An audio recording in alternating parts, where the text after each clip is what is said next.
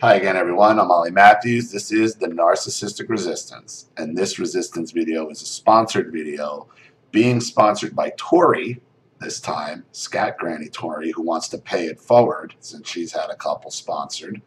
And she's sponsoring this video for Liz, and this is Liz's second video. And Liz's first video, if you remember, was from hero to zero when the golden child becomes the black sheep. And if you remember, Liz had some issues has issues with her mother, and her sister was the black sheep. And once her sister went away to college, Liz then became the black sheep because her mother didn't have the sister to attack anymore. So here we go. Hi Ollie, sorry for the second email. I had to change the names. I've continued to watch your videos since the last time I wrote you. I had a realization today that may or may not be true, and this is that I created my family dynamic in my life growing up. This is hard for me to talk about, but I'll try to explain it. So in elementary school, I had these friends, Linda and Steph. I became friends with Linda randomly and ditched the other friends for her. I think Linda manipulated Steph and I.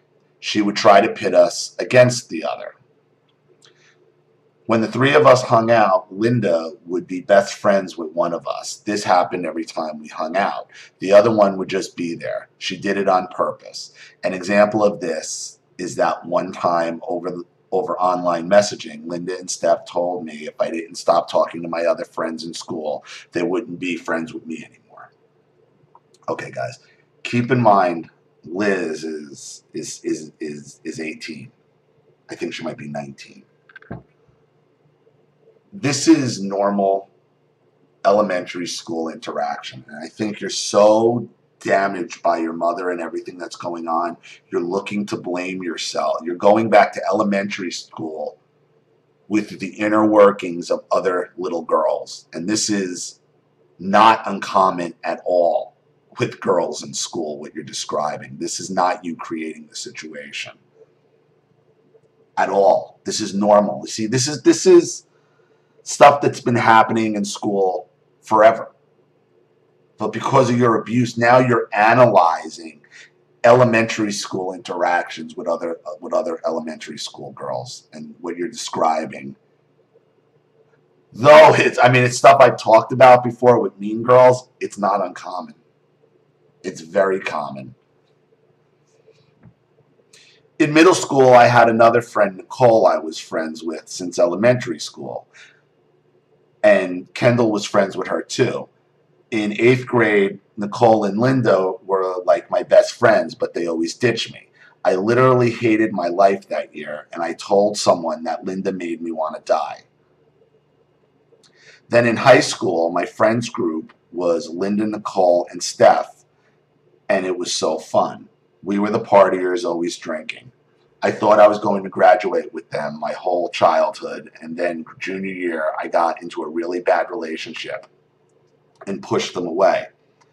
I always had a feeling that I could be out of the group in a second because I was never the closest with Linda, who I would say was the group leader, and then it happened.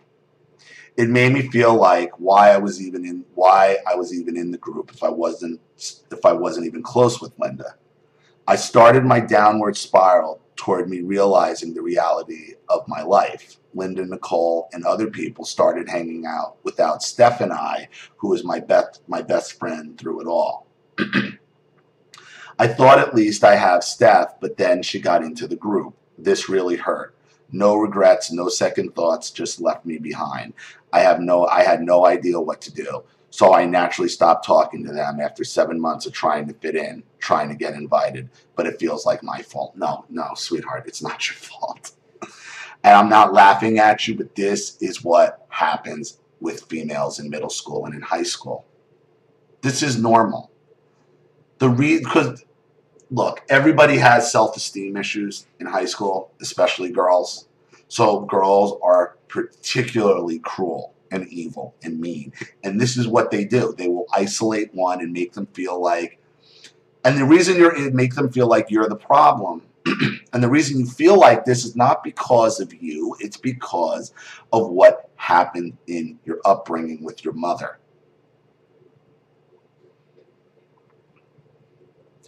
But wait, one time the group tried to make a group chat with me because I had explained I was feeling left out, and it ended with me saying, "What is this, a clique?"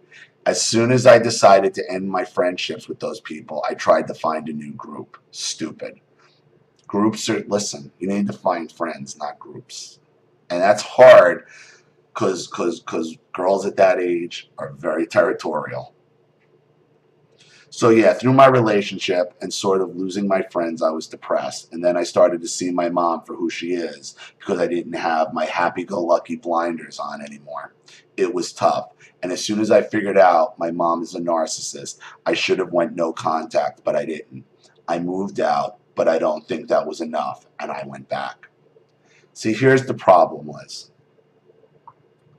Your mother, when this is going on with these girlfriends, that is your mother's job to support you and get you through this and let you know the nature of schoolgirls. But your mother abandoned you, left you to fend for yourself, and now you think this is all on you. No, it was your mother's job to build you. That's what a mother is supposed to do, but that's not what you have. This is very sad, Liz, that you're putting this much blame on yourself for normal high school interaction, stuff that your mother should have been right there because your mother went through it. Every girl goes through this, and I think you're going to see that in the comment section. This is not uncommon for any girl in school. Now I really can't talk to her, obviously. I've not talked to my mom in 3 weeks. I did once about the doctor's appointments.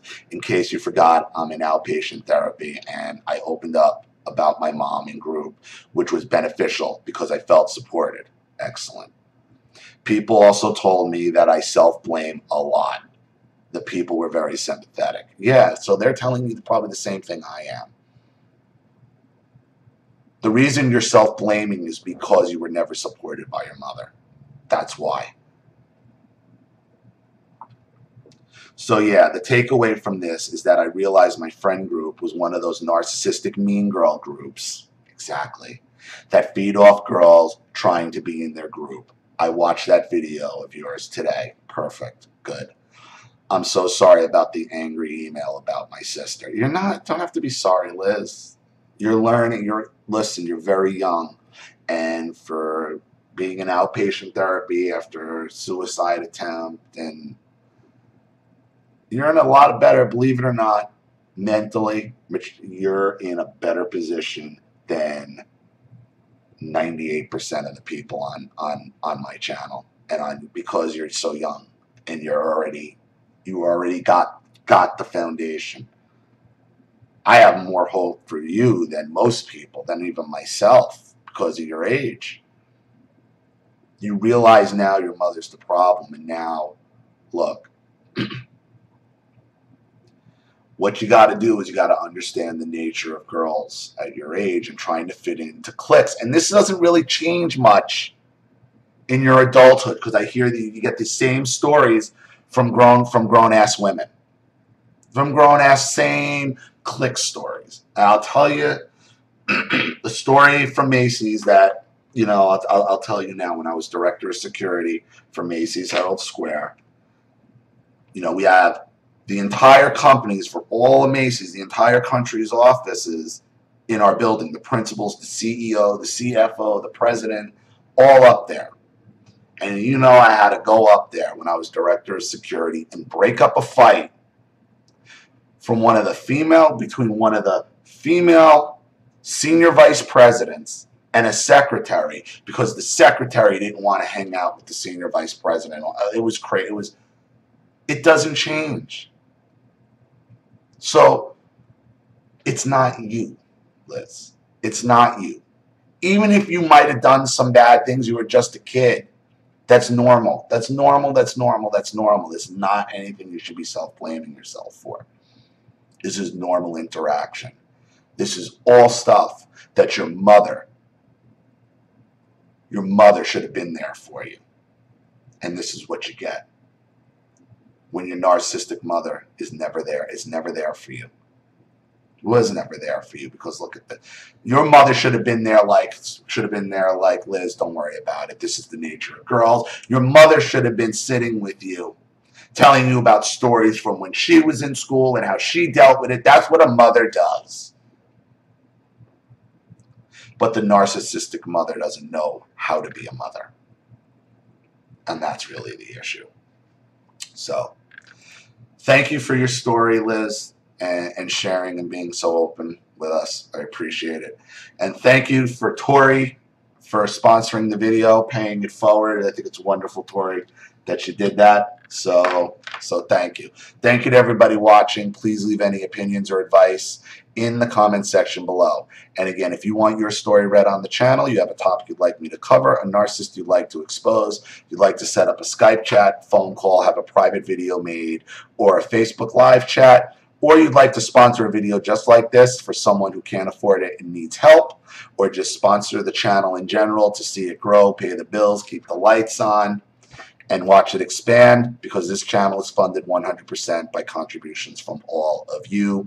I survive or fail by you guys. So you know what to do with the PayPal and email links in the description box, and if for some reason you still don't know, wait for the instructional video link to pop up on the screen at the end of this video to walk you through all of that. And if you're not seeing it, it's because you have your pop-up blocker on.